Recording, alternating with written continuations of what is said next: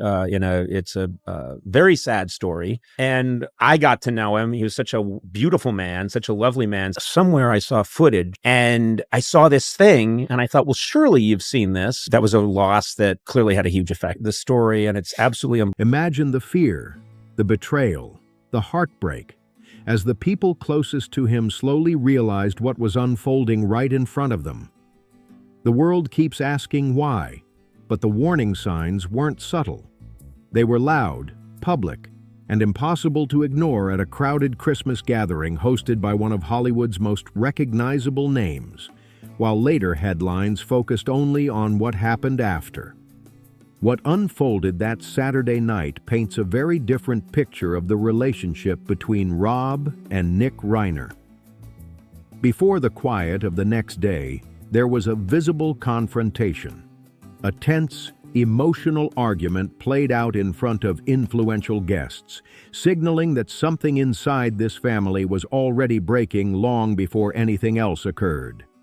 This wasn't just another industry party.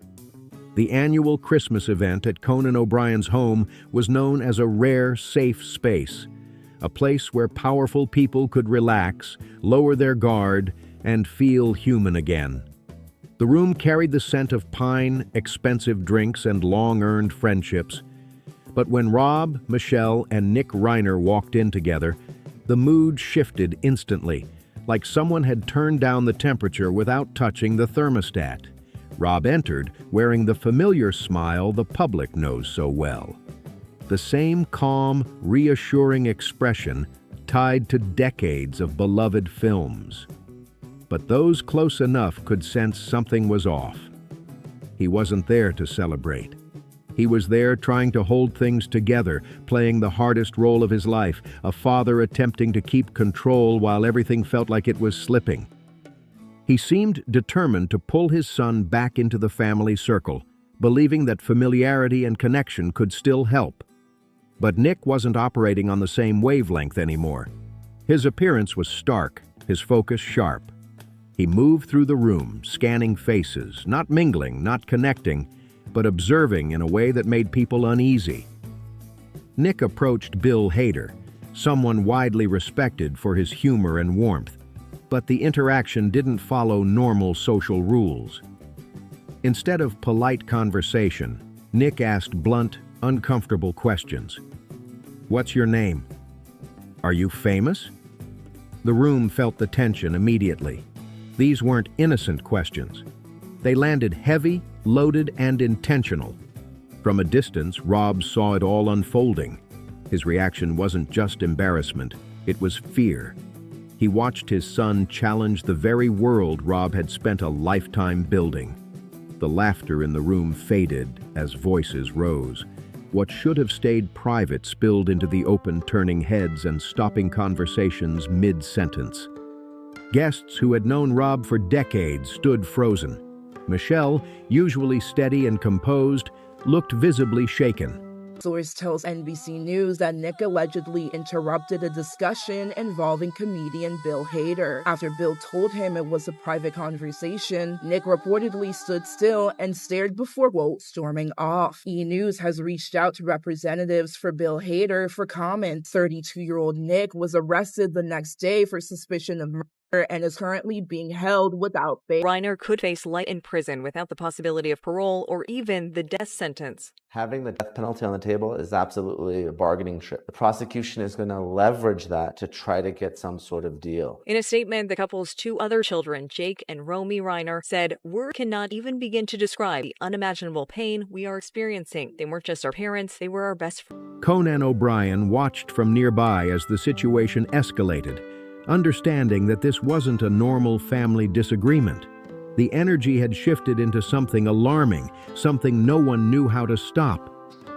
After the voices dropped, Rob reportedly leaned toward a close friend and spoke words that still echo. He didn't brush it off. He didn't minimize it. He quietly admitted fear and uncertainty about what might come next. The music played on, but the moment lingered like a warning no one wanted to fully process. When the Reiners finally left, the silence they left behind was crushing.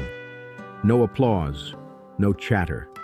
Just the heavy awareness that something deeply wrong had just passed through that room. They walked out together, a family only in name, stepping away from the safety of the lights and into the darkness of the night.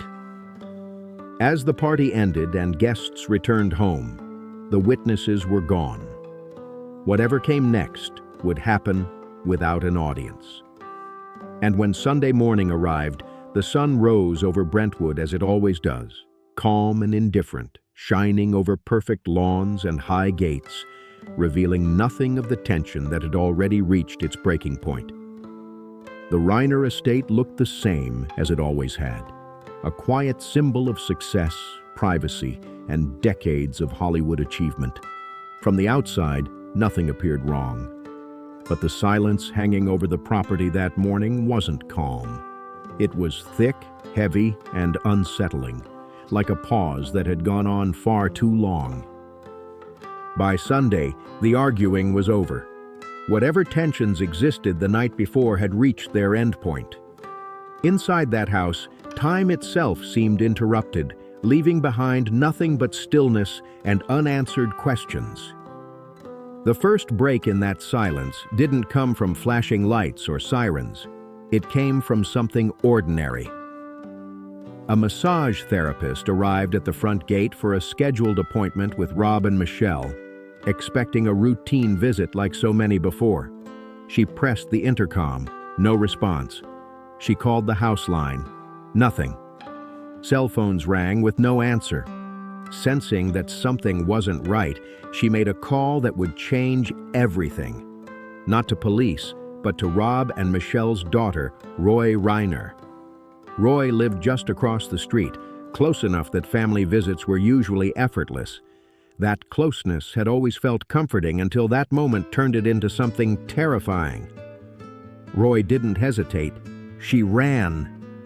Picture the panic of a daughter sprinting across a quiet suburban street, heart pounding, mind racing through every harmless explanation she could think of, desperately trying not to believe the one fear rising in her chest. She entered the house with hope still clinging to her breath. Maybe they were asleep. Maybe they were avoiding calls. Maybe it was nothing. But the moment she stepped inside, the atmosphere told a different story. The house no longer felt like home. According to reporting later confirmed by major outlets, Roy moved through the silent rooms surrounded by familiar sights that now felt wrong. She found her father first. We won't describe what she saw, but her reaction spoke volumes. She didn't stay. She didn't call out. The shock was immediate and overwhelming.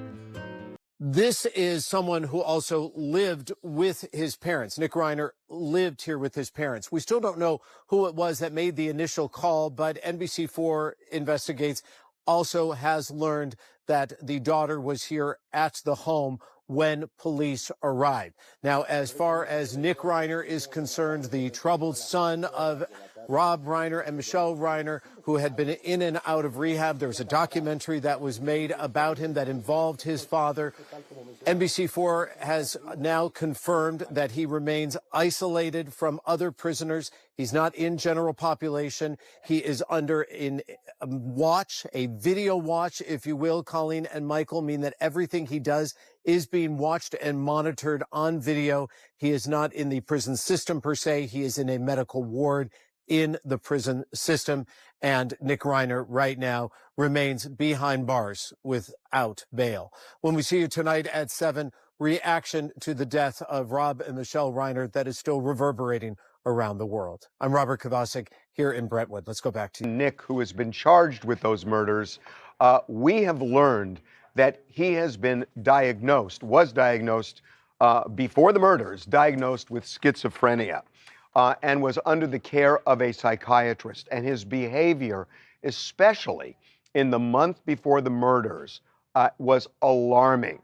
That he was exhibiting dangerous behavior, we're told, erratic behavior, and it was getting worse and worse. So dangerous that 3 or 4 weeks ago, doctors changed the meds he was taking for the schizophrenia.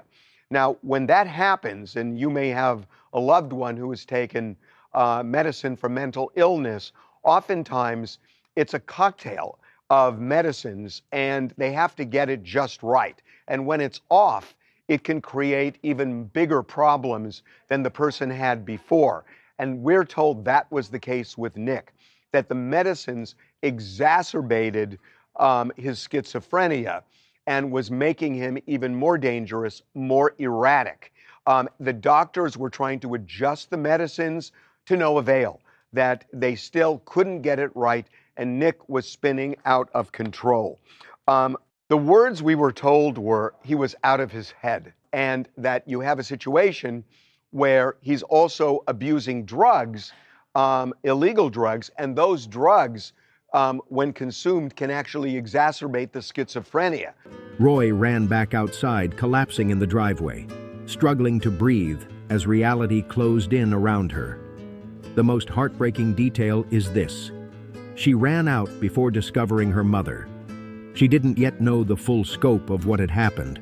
It wasn't until emergency responders arrived that the truth became complete. A first responder had to walk back down that driveway and explain what no child should ever hear. Michelle was gone too. In less than half an hour, Roy Reiner's entire world had been erased. As investigators secured the property and began their work, one detail stood out immediately. There were no signs of forced entry, no broken windows, no damaged doors, no alarm triggered by an outsider. This single fact shifted the entire direction of the investigation. Without signs of a break-in, authorities no longer viewed the scene as a random intrusion. The focus turned inward. Whoever was responsible didn't need to force their way inside. They already had access. The house had not been breached. It had been entered willingly. That detail echoed the unease felt by those who witnessed the confrontation the night before. What had once been a place of safety was now sealed off with tape, transformed from a home into a crime scene. As the sun dipped lower over Brentwood, the estate stood silent, guarded, and unreachable. Roy Reiner remained outside the police line, staring at the house that once held her family, now holding only questions and unbearable quiet. And while the scene unfolded there, another timeline was already moving elsewhere, one that would soon raise even more controversy. 15 miles away, events were unfolding that would complicate everything. The public expected chaos, a frantic escape, something obvious. But what investigators would soon uncover challenged every assumption and added another disturbing layer to an already devastating story. The defense narrative centers on mental collapse, a claim that his state of mind was so impaired that he couldn't fully understand actions or consequences. But surveillance footage later reviewed by investigators tells a very different story, one that unsettles people far more than any dramatic courtroom argument ever could. What authorities recovered wasn't chaos, it wasn't confusion, it was contrast. A stark, uncomfortable gap between the seriousness of what had just occurred and the calm, ordinary behavior that followed. The footage places Nick Reiner at a gas station near Exposition Boulevard and Vermont Avenue, a busy, worn stretch of Los Angeles far removed from the quiet luxury of Brentwood. Cameras show him moving normally. He wasn't running. He wasn't covering his face. He wasn't acting frantic. He walked through the store like any other customer. He wore a dark jacket, a baseball cap, and carried a bright red backpack. Nothing about his movement suggested panic. He browsed the aisles. He stopped at the cooler. He took time choosing a drink. He waited patiently in line. These moments stretched on, slow and deliberate, captured frame by frame. The behavior wasn't rushed, it wasn't disorganized, it was controlled. Then came the detail that made investigators pause. He paid with a credit card. He spoke to the cashier. The employee later described him as polite and unremarkable. No raised voice, no visible distress. Just another person buying a sports drink on a normal night. That normalcy is what raised alarms. Even when people experience severe emotional distress, behavior often becomes erratic. But here, the footage suggested separation rather than confusion. Look at him with his head kind of shaved, and I don't know if that's what he looked like, but he looks like he's got a screw, or an evil screw. So he was 32 years old. He was at a holiday party hosted by Conan O'Brien. Rob Reiner and Nick got into a, quote, very loud argument. His behavior at Conan's house alarmed the guests because it was so bizarre. One of the guests recalled Rob Reiner telling his son his behavior was inappropriate. A person capable of shifting from one reality to another without visible disruption. After leaving the store, he didn't wander aimlessly. Investigators later confirmed he navigated public transportation across Los Angeles. This wasn't a direct route. It required transfers, timing, and awareness. The journey alone suggested planning and focus, not disorientation. Authorities tracked his movement to a hotel in Santa Monica before he traveled east. And this is where the behavior shifted again. Reports indicate that after checking in, he took steps to limit visibility. Sheets were placed over the windows, not randomly but deliberately. That decision raised serious questions. If someone believes no one is looking for them, there's no reason to block sightlines. But covering windows suggests awareness. It suggests anticipation. It suggests someone thinking ahead, not someone detached from reality. Investigators believe this period of time mattered. The red backpack seen in the footage may have held clothing from earlier. The hotel room shower may have removed physical traces. These conclusions are part of ongoing analysis, but the behavior itself told a story investigators couldn't ignore.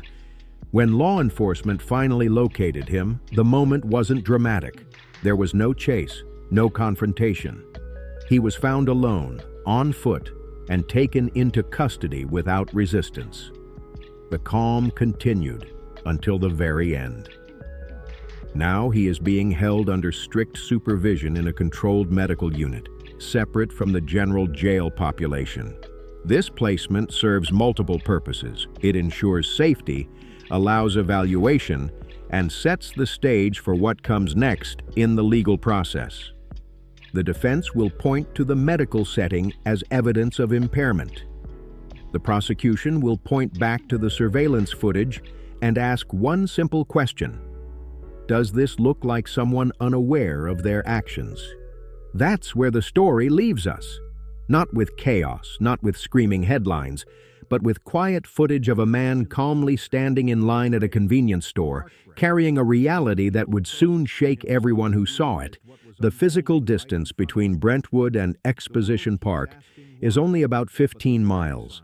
But the emotional distance between the son Rob Reiner loved and the figure seen on surveillance footage feels impossible to measure. While public attention often fixates on timelines and movements, investigators say the deeper story is written inside the house itself, revealed through evidence that doesn't speak but never lies. Crime scenes tell stories through patterns, damage, and silence. And one former FBI specialist is known for translating that language better than most. Mary Ellen O'Toole, whose career focused on behavioral analysis, has explained that scenes like this reveal not just what happened, but why it unfolded the way it did. The lack of forced entry was the first major signal. It pointed away from an outside intruder and toward someone familiar with the home. But investigators say the nature of the injuries described in official records added another layer, one that suggested intense emotion rather than randomness or theft. According to public reporting, the injuries were described using clinical terms, but behavioral experts emphasize what those patterns usually indicate. This was not distant or detached behavior. It required closeness, proximity, personal access. Experts note that such acts often reflect a deeply emotional confrontation rather than a calculated attempt at material gain. This matters because it shifts the question of motive. Nothing suggests a robbery. Valuables were reportedly left undisturbed. The focus wasn't on objects, the focus was on people. Investigators say that distinction changes everything. Forensic specialists also point to a concept known as transfer evidence. In events involving extreme physical force, it's common for biological material to be exchanged unintentionally. Minor injuries to the person involved can result in trace evidence that becomes mixed directly into the scene. This type of evidence is difficult to explain away because it doesn't rely on witnesses or interpretation. It relies on chemistry, physics, and timing. Investigators say it can establish not just presence in a home, but involvement during the exact moment events occurred. Taken together, these details challenge alternative explanations. They complicate claims of arriving afterward or discovering the scene later. The evidence doesn't suggest chance or coincidence. It suggests familiarity, access, and emotional intensity. As the investigation progressed and the yellow tape eventually came down, the Brentwood estate stopped being just a crime scene. It became a symbol of something far heavier. A place where love, protection, and trust collided with a reality no family ever expects.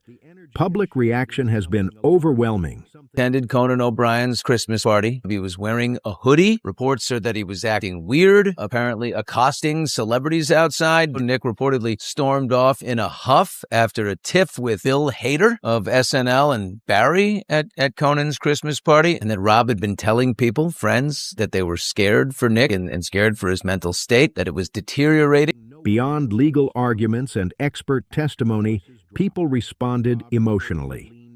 One comment shared widely summed it up in a single line: raising someone, loving them, and then losing everything in a way that defies comprehension.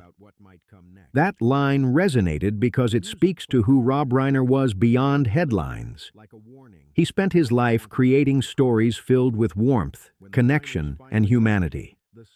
He helped shape generations of film lovers, encouraged young creators, and believed deeply in the power of compassion.